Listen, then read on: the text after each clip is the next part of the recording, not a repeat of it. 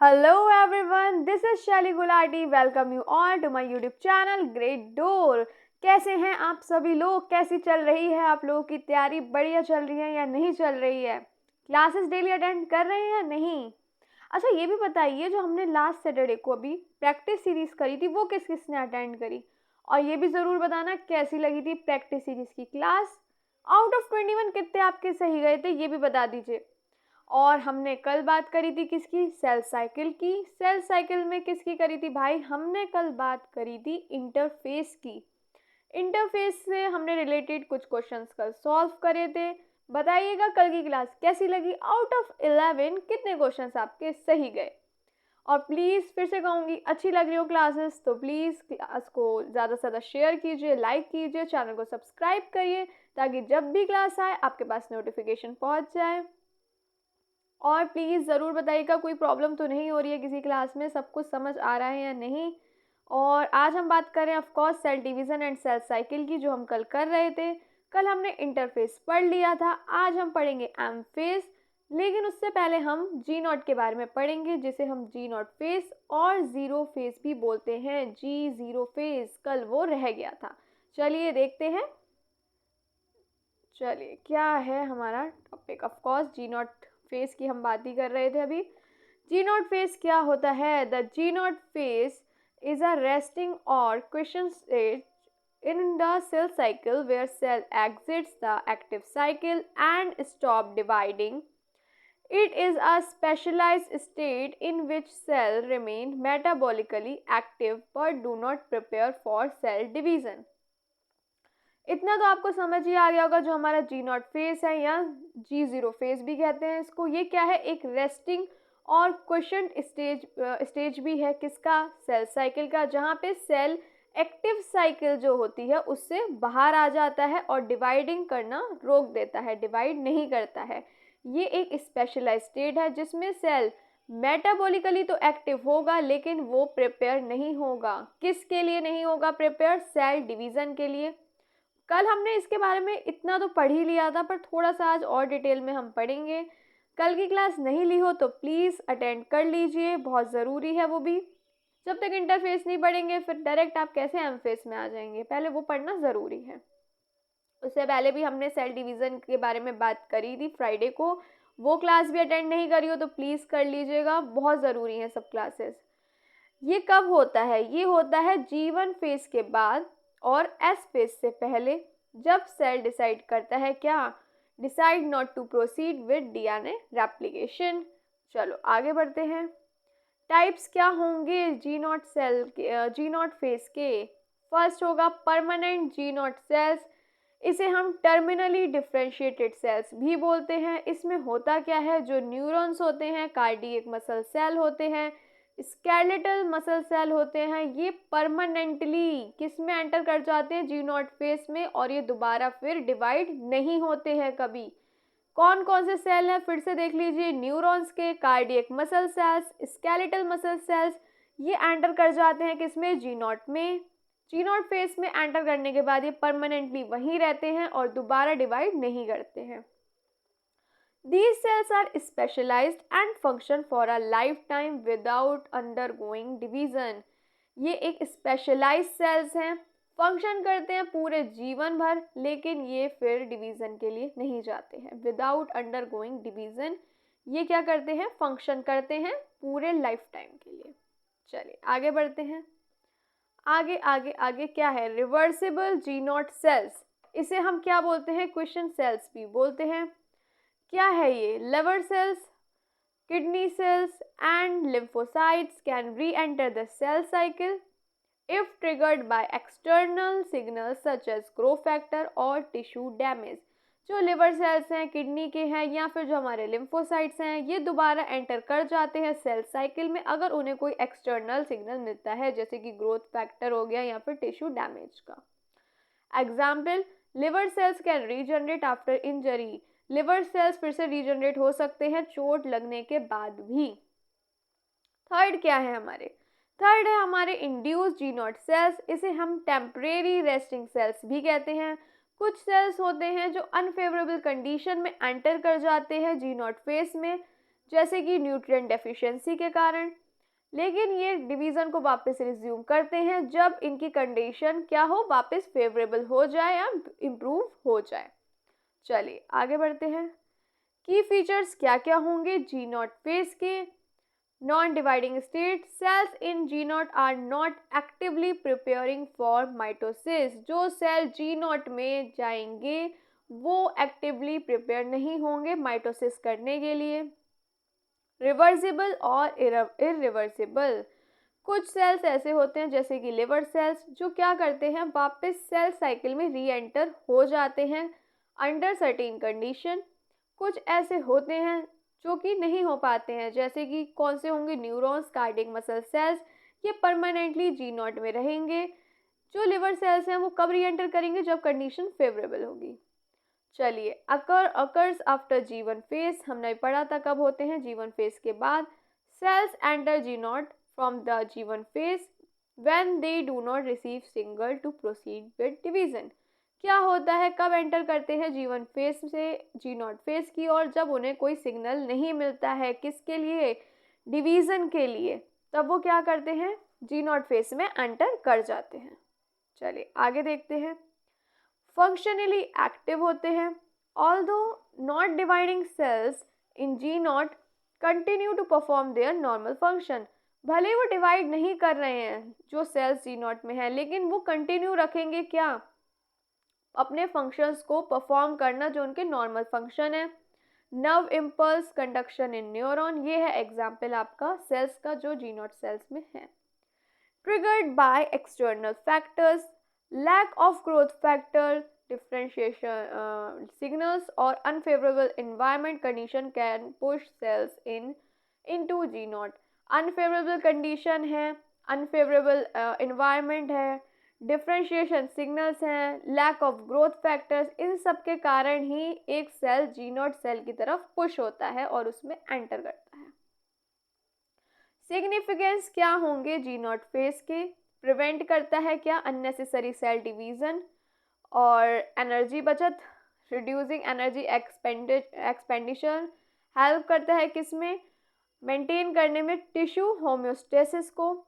एक role play करता है किस में, एजिंग में और कैंसर डेवलपमेंट में। चलिए चलिए चलिए, अगर आप चाहें तो इसके सिग्निफिकेंस को नोट कर सकते हैं। और साथ में अच्छा मैं आपको एक चीज़ और बताना चाहूँ, आप देख रहे होंगे इसमें लिखा हुआ है हेल्प मेंटेन टिश्यू होम्योस्टेसिस। ये होम्योस्टेसिस क्या है, किसी को पता है या नहीं पता है? पता है तो जल्दी से कमेंट बॉक्स में मुझे बता दो क्या है, किसको कितना पता है, जल्दी से बता दीजिए। क्या क्या पता है आपको इसके बारे में, जल्दी से बता दीजिए। नहीं पता हो तो हूँ ही मैं बताने के लिए, जल्दी जल्दी बता दीजिए क्या है ये होम्योस्टेसिस। चलिए देखते हैं, पहले थोड़ा सा नोट कर लीजिए। Homeostasis is the process, homeostasis is the process by which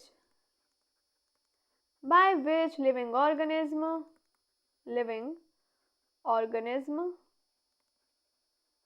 maintain a stable internal environment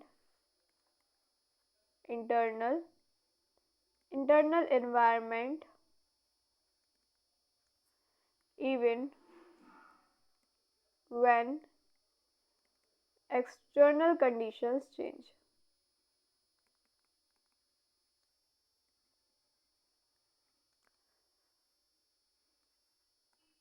It helps keep the body, क्या है ना, कुछ भी आ सकता है तो हमें सब पढ़ना है। Bodies condition balanced and constant for proper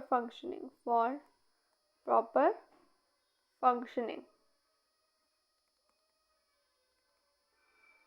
note करना चाहें तो कर लीजिए। होम्योस्टेसिस एक ऐसा प्रोसेस है जिसमें लिविंग ऑर्गेनिज्म क्या मेंटेन करते हैं, इंटरनल फैक्टर्स और इंटरनल इन्वायरमेंट को, चाहे बाहर का कंडीशन जो है, इन्वायरमेंट है, एक्सटर्नल कंडीशन क्या हो, चेंज हो, ये हेल्प करते हैं बॉडी को बॉडी की जो कंडीशन है उसको बैलेंस करने में, कांस्टेंट करने में, किसके लिए, ताकि वो प्रॉपर फंक्शन कर सके। जल्दी से इस पॉइंट को नोट कर लीजिए, फिर हम थोड़े से एग्जाम्पल भी इसके देखेंगे, फटाफट से नोट कर लीजिए, फिर हम इसके कुछ एग्जाम्पल्स देखेंगे। क्या होंगे इसके एग्जाम्पल, जल्दी जल्दी देख लीजिए। चलिए इरेज कर रही हूँ।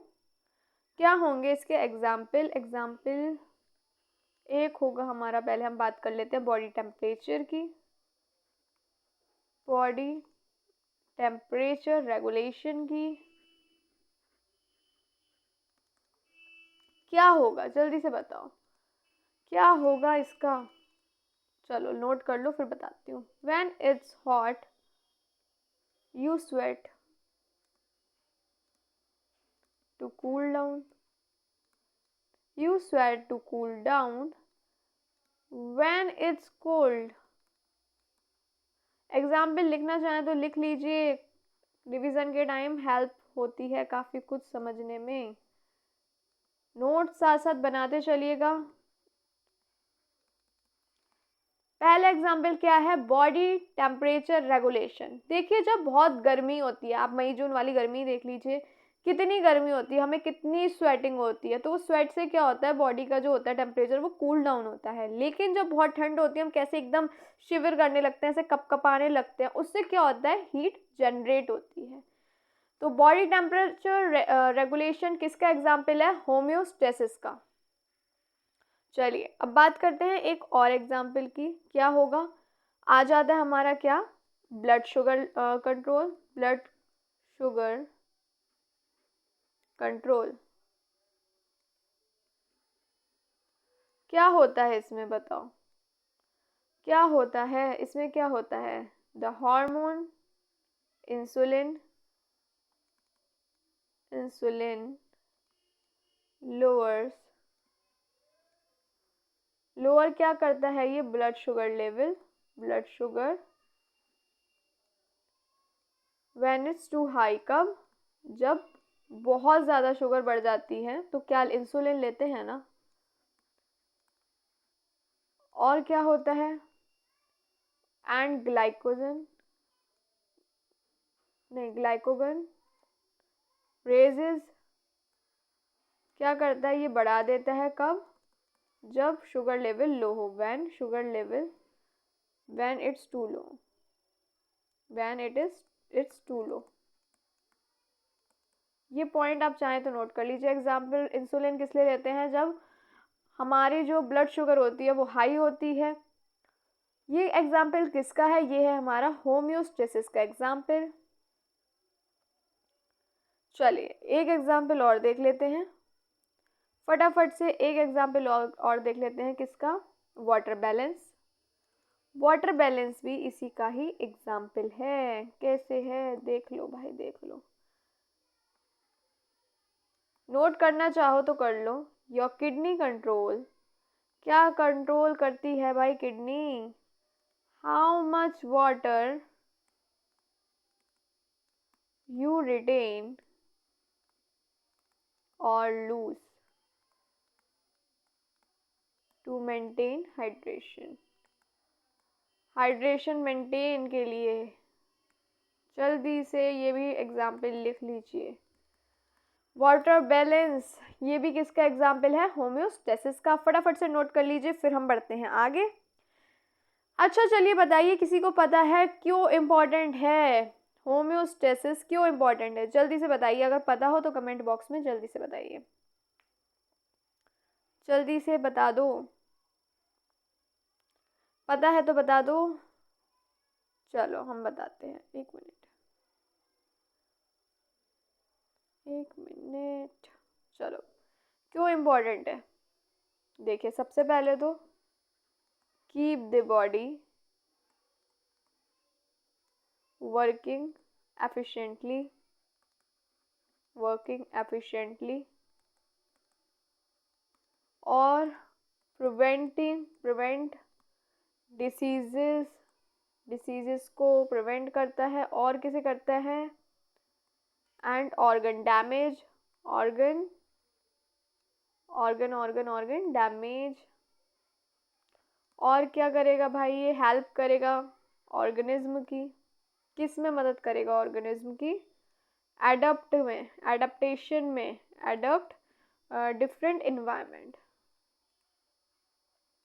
Different environment. चलिए जल्दी से ये कुछ इम्पोर्टेंस है, से नोट कर लीजिए क्यों इम्पोर्टेंट है ये। फिर हम बात करेंगे वापस अपने जी नॉट फेज की। चलिए आगे बढ़े, देखें क्या है नेक्स्ट। चलिए एम फेज आ गया। एम फेज से पहले फिर हम पहले इसकी कुछ इम्पोर्टेंस पढ़ लेते हैं, क्या क्या होंगी। क्या होंगी किसकी? जी नॉट की। जी नॉट की क्या इम्पोर्टेंस की बात हो रही है।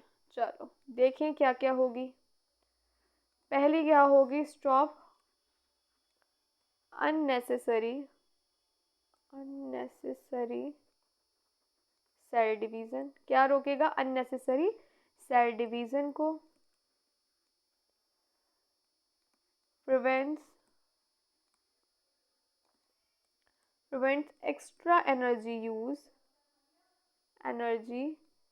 Use and avoid DNA mistakes.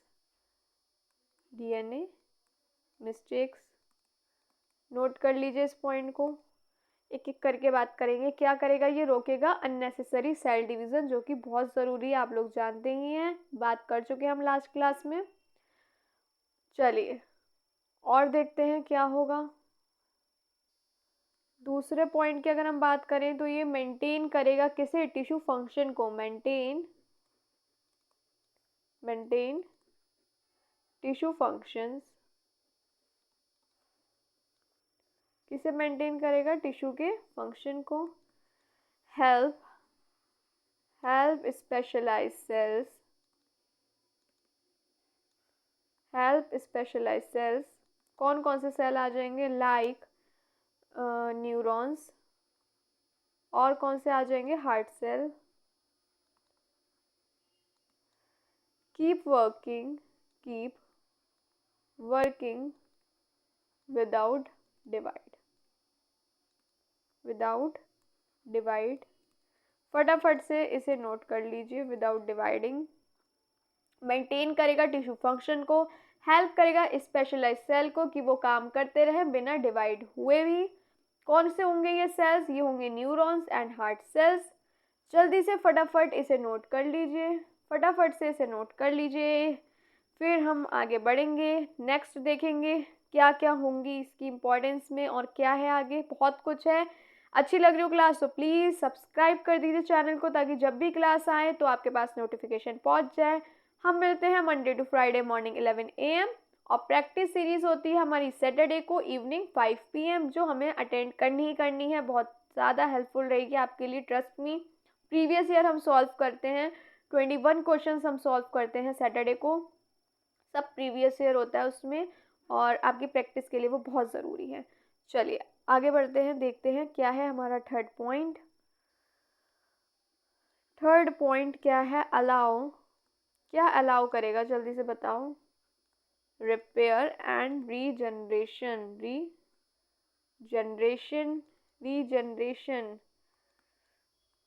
Some cells कौन से होंगे? लाइक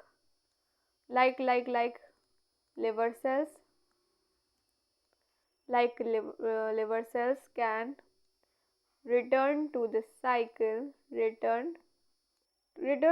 cycle कब जाएंगे? जब उनकी ज़रूरत होगी तो। अलाउ करता है किसके लिए? रिपेयर के लिए और रीजनरेशन के लिए। कुछ सेल्स होते हैं जैसे कि हमारे लिवर सेल्स ये वापस साइकिल में जा सकते हैं अगर इनकी ज़रूरत हो तो। जल्दी से नोट कर लीजिए। फिर थोड़े से 3 पॉइंट्स और हैं, टोटल 6 पॉइंट्स हम इसके बारे में जानेंगे इम्पोर्टेंस के। चलिए आगे बढ़ते हैं बिना किसी देर के। अच्छी लग रही हो क्लास तो प्लीज़ सब्सक्राइब कर देना, हम आपको मोटिवेट करेंगे, आप हमें करिएगा मिल बांट के। चलिए स्लो एजिंग।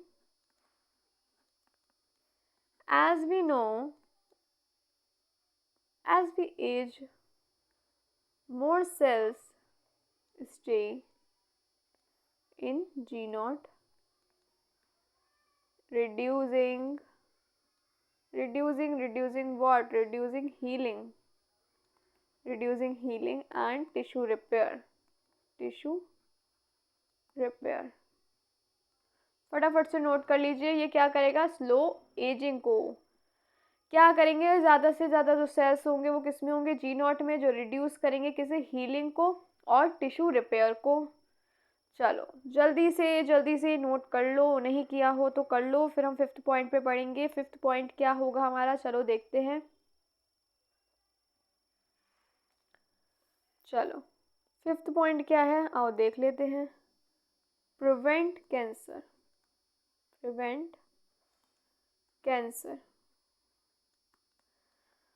देखिए ये क्या करता है, हम पहले पढ़ चुके हैं। स्टॉप करता है क्या? अनकंट्रोल्ड सेल डिवीज़न को, अनकंट्रोल्ड सेल डिवीज़न को। दैट कैन कॉज, जो क्या कॉज कर सकता है? ट्यूमर को। चलिए कितना ज़रूरी है प्रिवेंट, मतलब रोकना अनकंट्रोल्ड सेल डिवीज़न को। देख लीजिए कितनी खतरनाक बीमारी हो सकती है इससे। जल्दी से इस पॉइंट को नोट कर लीजिए, फिर हम लास्ट 6 पॉइंट की तरफ बढ़ेंगे। क्या है हमारा? जल्दी से नोट कर लीजिए। चलिए देखते हैं हमारा 6 पॉइंट। 6 पॉइंट क्या होगा? Adopt to condition.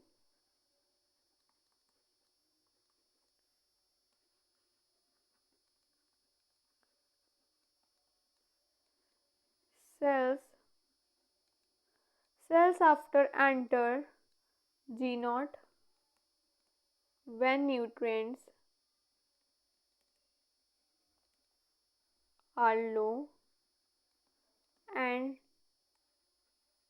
restart when conditions improve।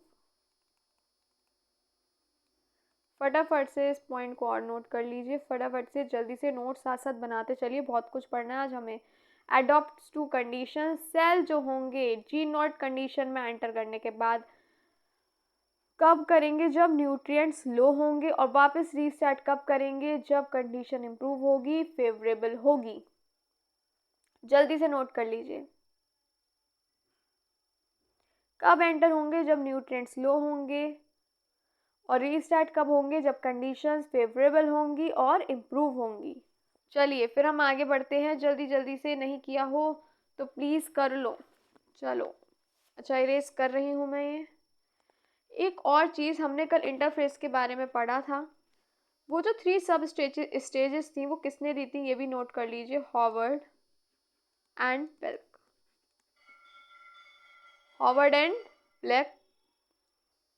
इन्होंने क्या दिया था? क्लासिफाइड इंटरफेस इनटू 3 सब स्टेजेस, इन्होंने ही दिया था। ये पॉइंट भी प्लीज़ नोट कर लीजिए, कल रह गया था बताना। जल्दी से प्लीज़ नोट कर लीजिए इस पॉइंट को, जल्दी से नोट कर लीजिए। चलिए आगे बढ़ते हैं। अच्छा कल हमने बात करी थी सेल साइकिल की। देखिए जैसे कि ये है हमारी सेल साइकिल, ये है हमारी सेल साइकिल, ये कुछ इस टाइप की होगी। G2 S and G1 phase. ये होता है हमारा कौन सा phase? Sorry, G not phase. ये कौन सा फेज होगा? ये होगा हमारा M फेज। और जो ये हमारा बाकी का है, ये कौन सा फेज है? ये है इंटरफेस। 90% सब इसी में ही हो रहा है, इंटरफेस में। अच्छा हमारे इसमें कौन कौन से आ जाएंगे? इसमें हमारा आ जाएगा प्रोफेज, उसके बाद आएगा मेटाफेज, एनाफेज, टीलोफेज, और आ जाएगा हमारा साइटोकाइनेसिस।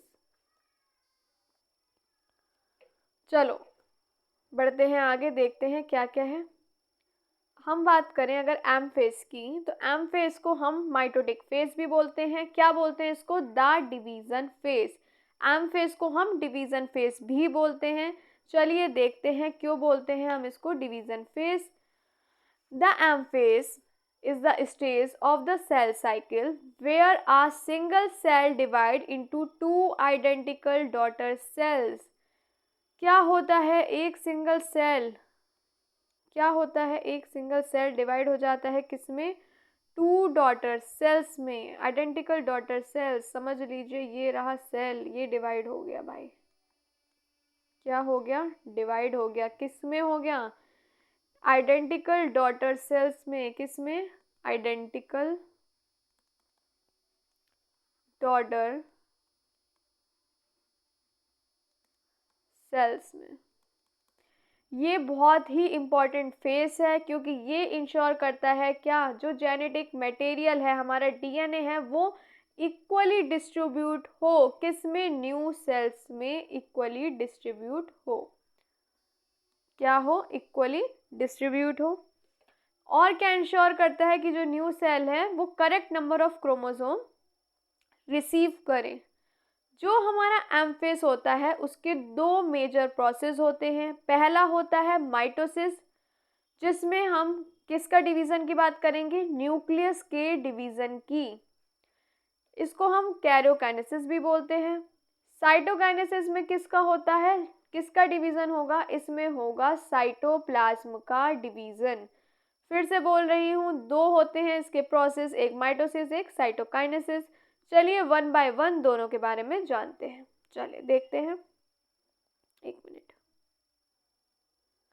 हाँ जी, पहला हम बात करते हैं कैरियोकाइनेसिस की, जिसमें किसका डिवीज़न होगा, न्यूक्लियस का। माइटोसिस भी फिर 4 फेसेस में डिवाइड है। हम बात कर सकते हैं prophase, metaphase, anaphase and telophase. कितने फेजेस हैं, prophase, metaphase, anaphase and telophase. पहले हम बात कर लेते हैं प्रोफेज की। प्रोफेज की बात कर लेते हैं हम। इसमें क्या होता है, क्रोमैटिन कंडेंस होता है और जो क्रोमोसोम होते हैं वो क्या हो जाते हैं, विजिबल होते हैं। किस में, अंडर आ माइक्रोस्कोप, माइक्रोस्कोप में विजिबल होने लगते हैं। किस में होते हैं, किस में होते हैं, जल्दी जल्दी बताओ, होते हैं हमारे प्रोफेज में, थोड़े से विजिबल होने लगते हैं। Each chromosome consist of 2 sister chromatids joint at a point called centromere.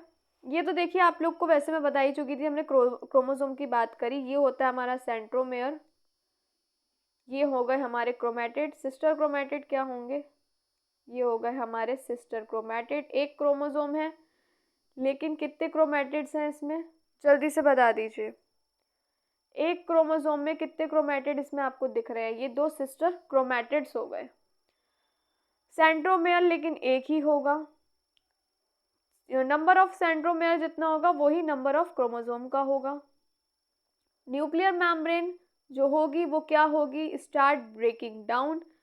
Centriole move to opposite sides, move to opposite poles of the cell. Spindle fibers, microtubules begin to form the centrioles।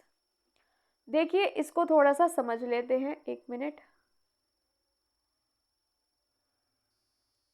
जैसे समझ लीजिए ये हो गया हमारा cell, अगर ये हो गया सेल, ये हो गए हमारे सेंट्रियोल, क्या हो गए, सेंट्रियोल। इसमें क्या होगा, क्रोमोसोम धीरे धीरे विजिबल होंगे। यहाँ से देखिए,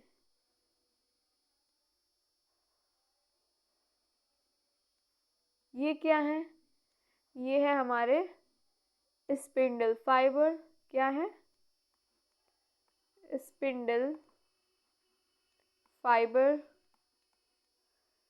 इसमें क्या होगा, स्टार्ट हो जाएगा, क्या स्टार्ट हो जाएगा, डिसअपियर होना। क्या,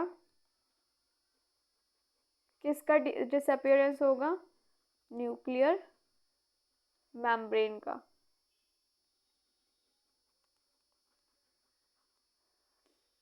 और क्रोमोसोम्स जो होंगे, एक मिनट, क्रोमोसोम्स जो होंगे थोड़े थोड़े विजिबल होना दिखाई देंगे। किसमें, किसमें, किसमें, अंडर माइक्रोस्कोप। ये किस में होगा सारा प्रोसेस? ये सारा प्रोसेस होगा हमारा प्रोफेस में। ये लॉन्गेस्ट फेज भी होता है, याद रखिएगा। चलिए आगे बढ़ते हैं। सेकंड आता है हमारा मेटाफेज। इसमें क्या होगा, जो क्रोमोसोम होंगे वो सेंटर में लाइन अप हो जाएंगे सेल के, और कॉल्ड द मेटाफेज प्लेट। इसे क्या बोलेंगे? मेटाफेज प्लेट और इक्वेटोरियल प्लेट भी। चलो देखते हैं कैसे होगा मेटाफेज में। एक मिनट पेन ले लूं।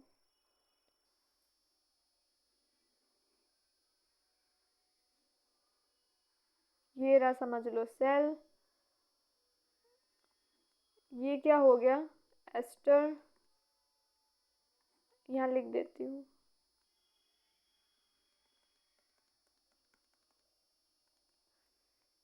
Spindle fibres. ये क्या हो गए? Spindle fibres. ये क्या हो गए? Spindle fibres. पेन का कलर चेंज कर रही हूँ मैं।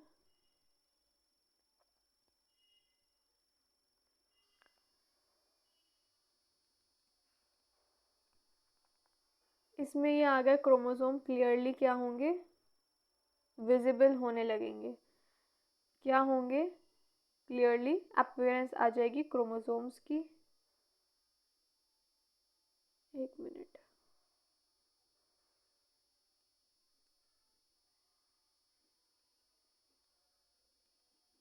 ये क्या हो गए? क्रोमोसोम्स हो गए।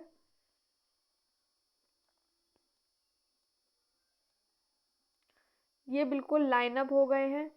इसको हम क्या बोलेंगे? मेटाफेज प्लेट और इक्वेटोरियल प्लेट। क्या बोलेंगे? मेटाफेज प्लेट और क्या बोलेंगे? Equatorial plate. Equatorial plate. इसमें क्या होने लगेगा?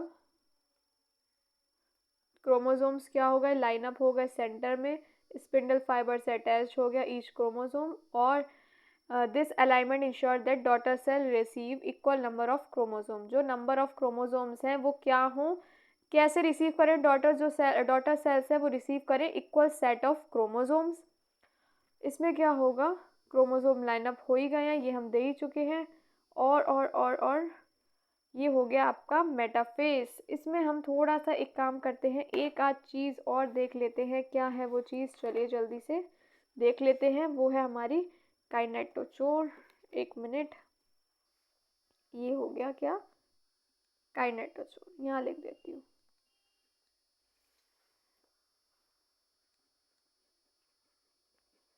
ये हो गया काइनेटोचोर्स। चलो ये है क्या, ये देख लो पहले फटाफट से। ये अगर आपने बना लिया हो डायग्राम तो मैं इरेज कर देती हूँ। मैंने बार बार लिखा नहीं है, मैं आप लोग को पता ही है। ये हमारे स्पिंडल फाइबर है, ये भी पता ही है आपको क्या है? क्रोमोसोम जो लाइन अप हो गए हैं। चलो ये मैं अब इरेज कर रही हूँ। नहीं ड्रॉ किया हो तो प्लीज़ जल्दी से कर लो, फिर थोड़ा सा हम देख लेते हैं क्या होता है काइनेटोचोर। देखिए at this stage metaphase chromosome is made up of two sister chromatids which are held together by centromere, a small disc shaped structure कहाँ पे होगा? At the surface of centromeres are called काइनेटोचोर्स। फटाफट से ये पॉइंट नोट कर लीजिए जल्दी से, फिर हम आगे बढ़ेंगे। देखते हैं, जल्दी से इस पॉइंट को नोट कर लीजिए। जल्दी से नोट कर लीजिए, जल्दी से। चलिए इरेज कर रही हूँ। थोड़ा सा और प्लीज लिख लीजिए इसके बारे में। These structures serve as the sites of attachment of spindle fibers,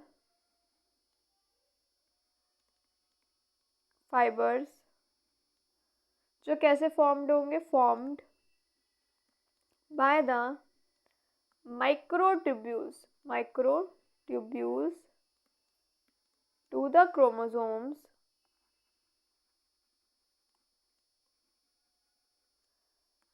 that are moved into position at the center of the cell,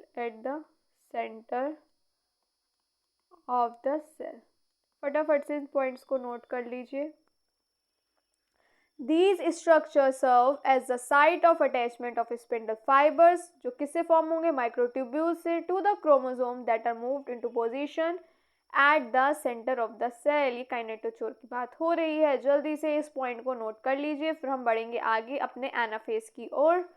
जल्दी से नोट कर लीजिए प्लीज, जल्दी से नोट कर लीजिए। चलिए आगे बढ़ते हैं। अब बात करते हैं हम अपने एनाफेज की। Centromeres split separating the sister chromatid into individual chromosome. इसमें क्या होता है, सेंट्रोमेयर स्प्लिट हो जाएगा और सेपरेट कर देगा किसे, सिस्टर क्रोमैटिड्स को एक इंडिविजुअल क्रोमोसोम में। Spindle fibre pulls the chromosome towards opposite poles of the cell. जो स्पिंडल फाइबर्स होंगे वो क्रोमोसोम को अपोजिट पोल्स की साइड पुल करेंगे, मतलब खींचेंगे। ये जो मूवमेंट है इंश्योर करेगा जो डॉटर सेल है उनके पास इक्वल नंबर ऑफ क्रोमोसोम्स हों, वो equal number of chromosomes receive करें। चलो देख लेते हैं क्या होता है एनाफेज में। इसमें क्या होता है,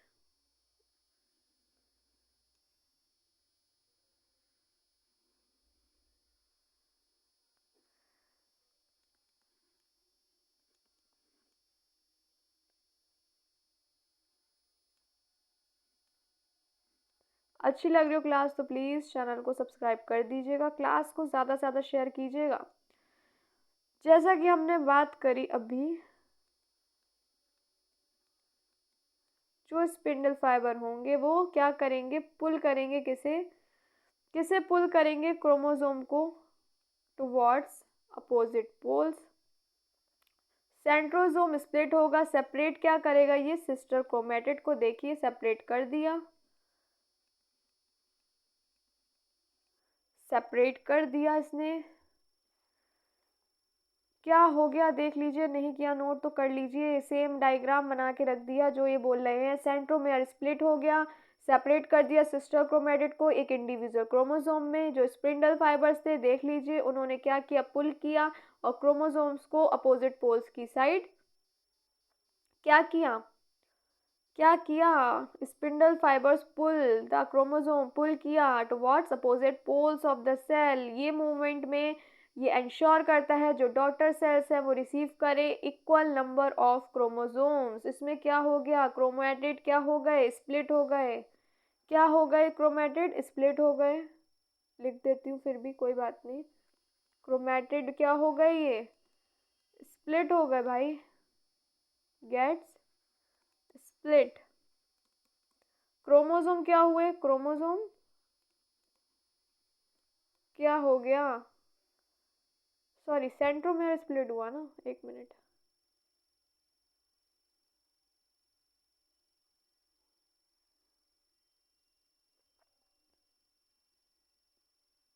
क्या हुआ, सेंट्रोमेयर स्प्लिट गेट्स स्प्लिट। और क्या हुआ, क्रोमोसोम क्या हुए, क्रोमोसोम डबल हुए, क्या हुए, डबल हुए।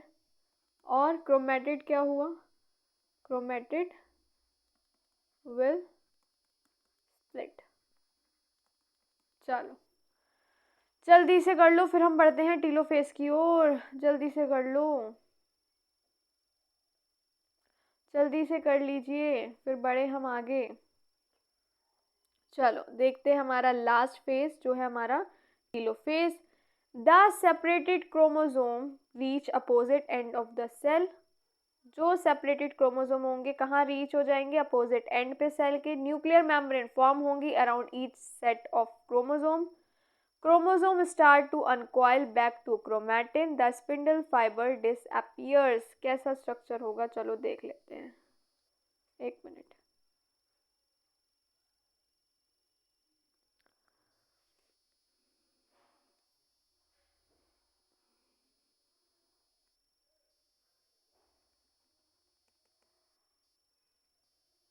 कलर चेंज कर दिया, कोई बात नहीं, कोई बात नहीं। चलो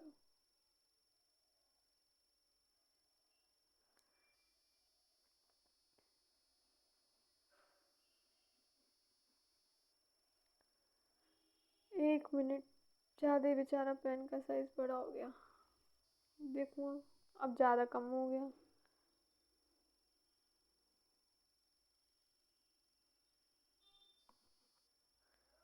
एक मिनट, सही कर दूँ, अब सही लग रहा है ना।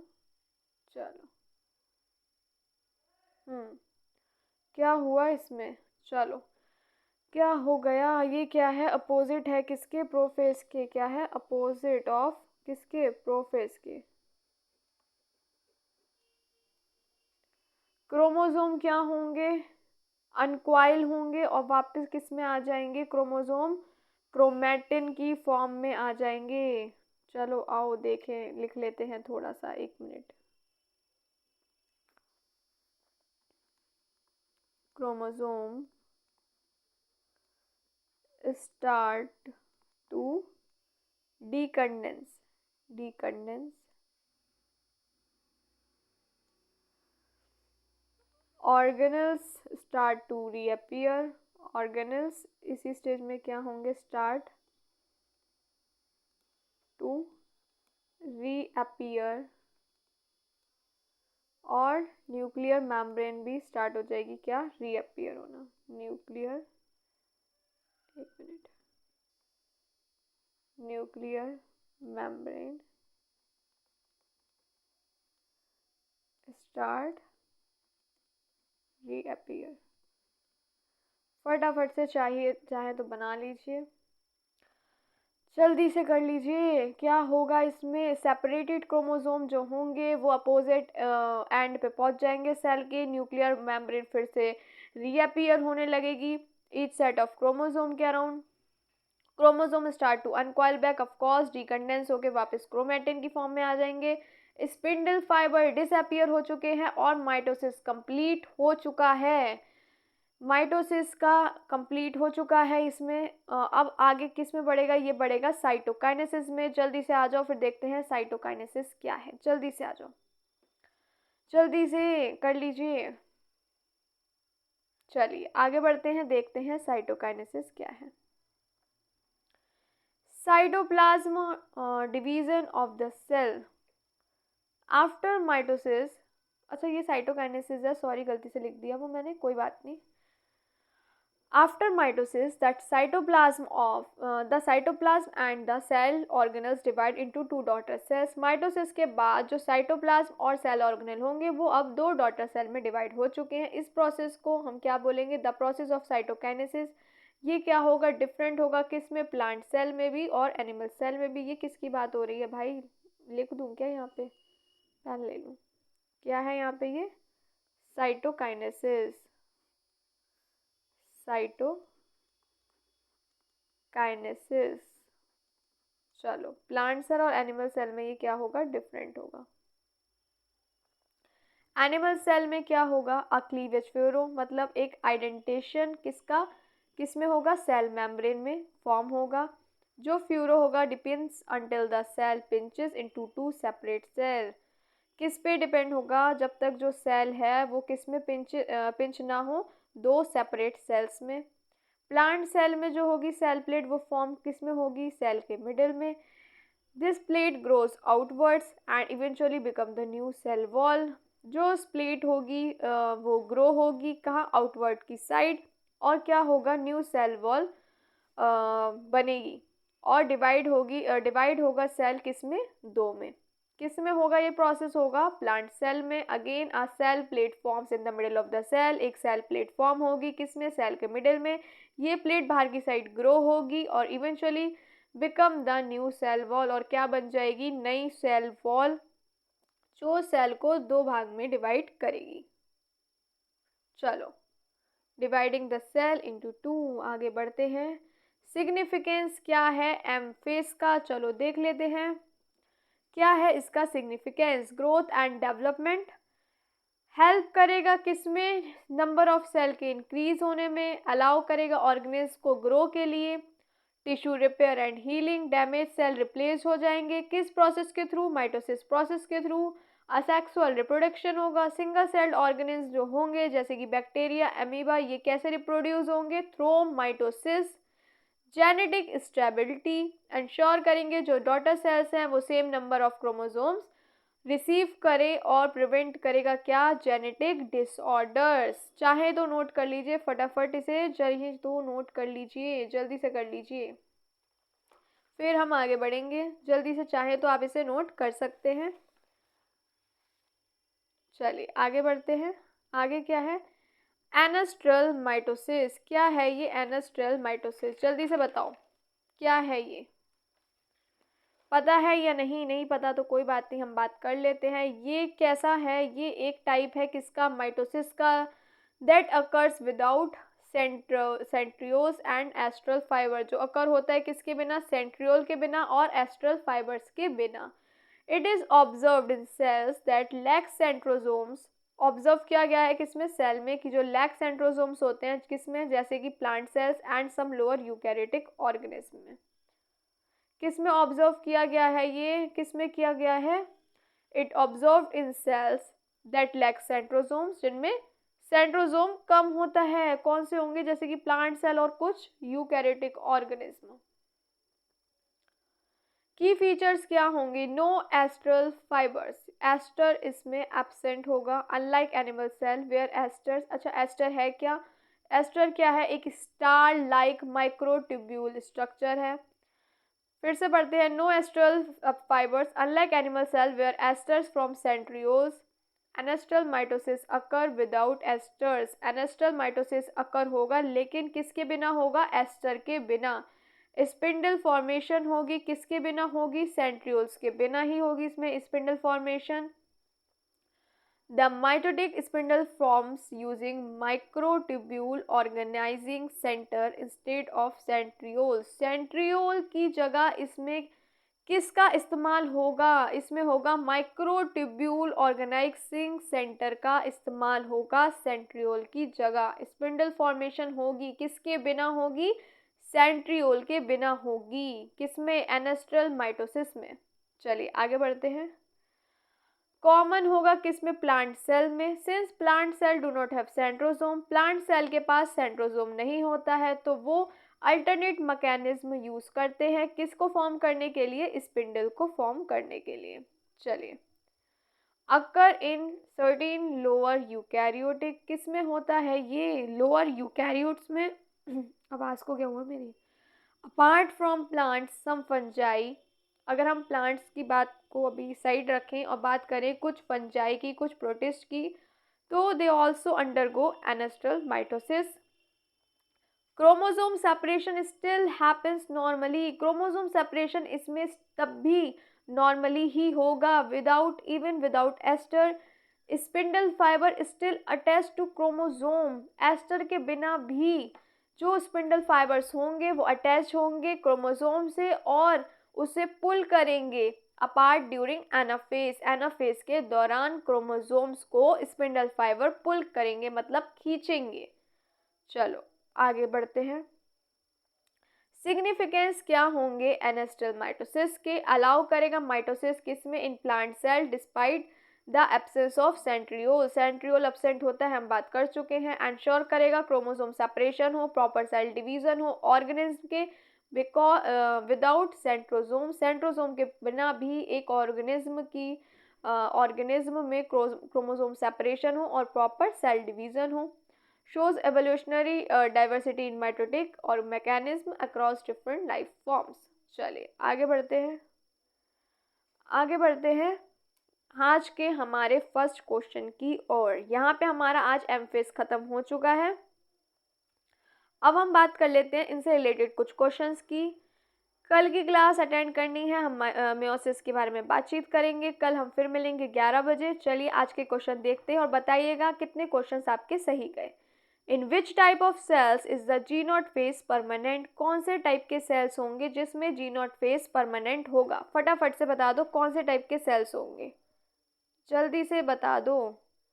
Liver cells, neurons, epithelial cells या फिर स्टेम सेल्स, कौन से होंगे? जल्दी बता दो, जल्दी बता दो कौन से होंगे। Liver cells, neurons, epithelial cells या फिर stem cells? The correct answer is neurons. चलो देख लेते हैं न्यूरॉन्स को हम और क्या बोलते हैं। न्यूरॉन्स को नर्व सेल्स क्या बोलते हैं? नर्व सेल्स आर, इसका थोड़ा साइज कम कर देती हूँ, बहुत ज़्यादा हो गया पेन का। एक मिनट,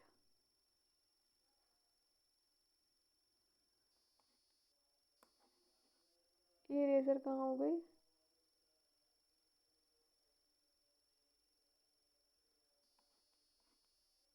अब सही लग रहा है ना?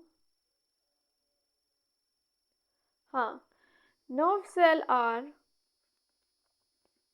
वही है, सेम साइज, कम तो हुआ नहीं। चलो कोई बात नहीं। Terminally differentiated and permanently remain in the G naught phase। इसका मतलब क्या हुआ ये भी लिख लीजिए। Meaning they do not divide after the maturity, after the maturity. फटाफट से इसे नोट कर लीजिए।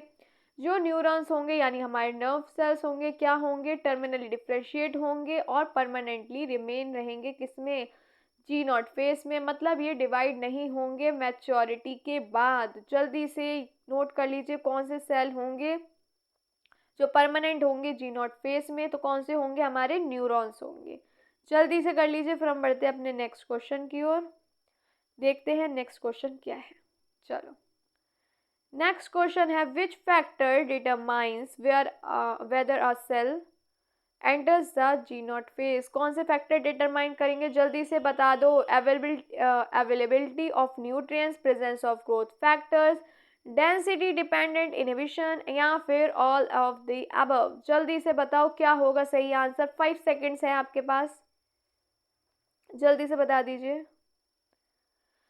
क्या होगा इसका सही जवाब। जल्दी बताओ, इसका आंसर होगा ऑल ऑफ द अबव। चलो लिख लो, लिखना चाहो तो। सेल एंटर, एक मिनट, सेल एंटर, एंटर क्या? G naught when the lack nutrients या फिर क्या होगा? ग्रोथ फैक्टर्स और experience density dependent inhibition. Density dependent inhibition, जिसे हम क्या बोलेंगे? Contact inhibition. सारे के सारे इसके सही जवाब हैं। कौन से फैक्टर होंगे जो डिटरमाइन करेंगे? सब करेंगे। न्यूट्रिएंट्स की अवेलेबिलिटी भी, प्रेजेंस भी ग्रोथ फैक्टर की, और डेंसिटी डिपेंडेंट इनहिबिशन भी। ये सारे के सारे ही फैक्टर होंगे जो डिटरमाइन करेंगे कि सेल जो एंटर कर रहा है जी नॉट फेस में या नहीं। यही होंगे उसके एंटर करने के सारे फैक्टर। थर्ड क्वेश्चन है, during which phase of mitosis do chromosome align at the equatorial plate. Just अभी हमने पढ़ा है, कौन सा होगा जल्दी से बता दो, 5 सेकेंड्स है आपके पास। अभी हमने पढ़ा है, जल्दी बताओ, profess, metaphase, anaphase and telophase, कौन सा होगा जिसमें क्रोमोसोम इक्वेटोरियल प्लेट के बीच में ऐसे अलाइन हो जाएंगे? जल्दी बता दो कौन सा होगा। अभी हमने पढ़ा है भाई, मेटाफेस होगा यार। प्लीज़ अच्छी लग रही हो क्लास तो सब्सक्राइब कर दीजिएगा चैनल को और बताइएगा कितने क्वेश्चंस आपके सही गए आज। What is the role of spindle fibres during mitosis. क्या रोल होगा स्पिंडल फाइबर का माइटोसिस के दौरान? प्रोटेक्ट करेगा न्यूक्लियस को, अटैच करेगा न्यूक्लियर मेम्ब्रेन को, सेपरेट करेगा सिस्टर क्रोमेटिड को, या हेल्प करेगा साइटोकाइनेसिस को? ये भी हमने जस्ट अभी पढ़ा है, 1-2 बार हम इसके बारे में बातचीत कर चुके हैं। जल्दी से बता दो क्या होगा इसका सही आंसर, जल्दी बता दो, 5 सेकंड भी नहीं मिलने चाहिए इसके लिए तो आपको। अब भी यार हमने पढ़ा है क्या करेगा, सेपरेट करेगा किसे, सिस्टर क्रोमेटिड्स को। चलिए आगे बढ़ें, आगे बढ़ें, देखिए अगला क्वेश्चन क्या है। Which structure is responsible for cytokinesis in plant cell. जल्दी बताओ क्या होगा, cleavage furrow, cell plate, spindle fibre या सेंट्रियोल? क्या होगा जल्दी से बता दो, जल्दी जल्दी जल्दी बता दो क्या होगा इसका सही आंसर। इसका सही आंसर होगा सेल प्लेट। देखिए, in plant cell a cell plate forms between two daughter nuclei। लिखना चाहिए तो लिख लीजिए nuclei and then later develop into the new cell wall, into the new cell wall। अभी हम पढ़ चुके हैं, फिर भी नोट करना चाहें तो कर लीजिए, नहीं किया हो तो फिर बढ़ते हैं अपने नेक्स्ट क्वेश्चन की ओर। चलो बढ़े नहीं बढ़े, चलो बढ़ ही जाते हैं। Anastral mitosis is observed in which type of cell, animal cell, plant cell, bacteria cell या फिर ऑल ऑफ द अबव? क्या होगा, किस में देखने को मिलेगा एनेस्ट्रल माइटोसिस, किस टाइप के सेल में, animal cell, plant cell, bacteria cell या फिर ऑल अबव द अबव? जल्दी बता दो,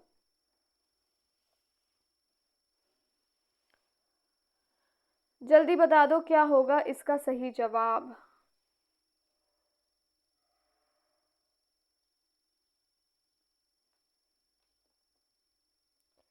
क्या होगा इसका सही जवाब, जल्दी से बता दो। इसका सही आंसर होगा प्लांट सेल्स। आओ देख लेते हैं प्लांट सेल क्या होता है, इसमें लैक होते हैं क्या, centrioles and asters, centrioles and asters. so they undergo undergo so they undergo anestral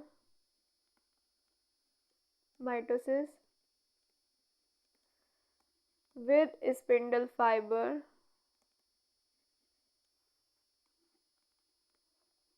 forming from microtubule organizing center। जल्दी से नोट कर लीजिए, करना चाहे तो नोट कर लीजिए, करना चाहे तो। प्लांट सेल क्यों होगा, because plant cell lack centrioles and asters, so they undergo anastral mitosis which spindle fibres forming from microtubule organising centre. हम इसके बारे में वैसे तो बात कर चुके हैं, नोट करना चाहें इस पॉइंट को तो कर लीजिए, फिर बढ़ते हैं नेक्स्ट क्वेश्चन की ओर। नेक्स्ट क्वेश्चन है, इन एनेस्ट्रल माइटोसिस स्पिंडल फाइबर ऑर्गेनेटेड फ्रॉम। जो एनेस्ट्रल माइटोसिस होता है उसमें स्पिंडल फाइबर कहाँ से ऑर्गेनेट होते हैं? जल्दी बता दो क्या होंगे, जल्दी बता दो क्या होगा इसका सही आंसर। 5 सेकेंड्स हैं आप लोगों के पास, जल्दी से बता दो। अभी हमने पढ़ा था, वैसे तो इसके बारे में 5 सेकंड्स भी नहीं मिलने चाहिए। इसका आंसर क्या होगा? माइक्रोट्यूब्यूल ऑर्गेनाइजिंग सेंटर कहाँ से होते हैं? स्पिंडल फाइबर ऑर्जिनेट, ये होते हैं हमारे माइक्रोट्यूब्यूल ऑर्गेनाइजिंग सेंटर से। चलो आगे बढ़ते हैं। 8th क्वेश्चन है, which of the following is not a characteristic of a anastral mitosis? इनमें से कौन सा नहीं है? नॉट लिखा हुआ है क्वेश्चन में, देख लीजिए। किसका करेक्टरिस्टिक? एनेस्ट्रल माइटोसिस का absence of centrioles, presence of asters, spindle fibres form from MTOCs. ये क्या है एमटीओसी? देखिए मैंने यहाँ पे भी शॉर्ट में से लिख रखा हुआ, microtubule organising centre, occurs in plant cells. जल्दी बता दो, जल्दी बता दो। ये है आज का हमारा लास्ट क्वेश्चन, जल्दी से बता दो इसका आंसर क्या होगा।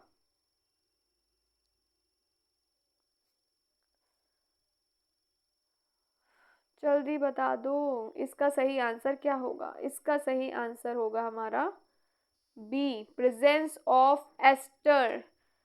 प्रेजेंस ऑफ एस्टर नहीं है। किसका कैरेक्टरिस्टिक? एनेस्ट्रल माइटोसिस का। एनेस्ट्रल माइटोसिस इज कैरेक्टराइज्ड,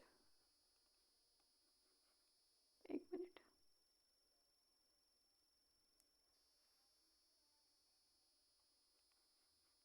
ये कहाँ गया पेन को, बेचारे को क्या हो जाता है? Is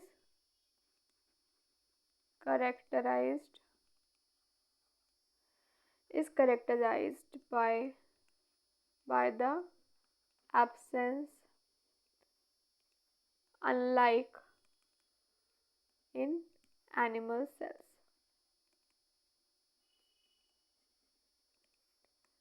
which undergo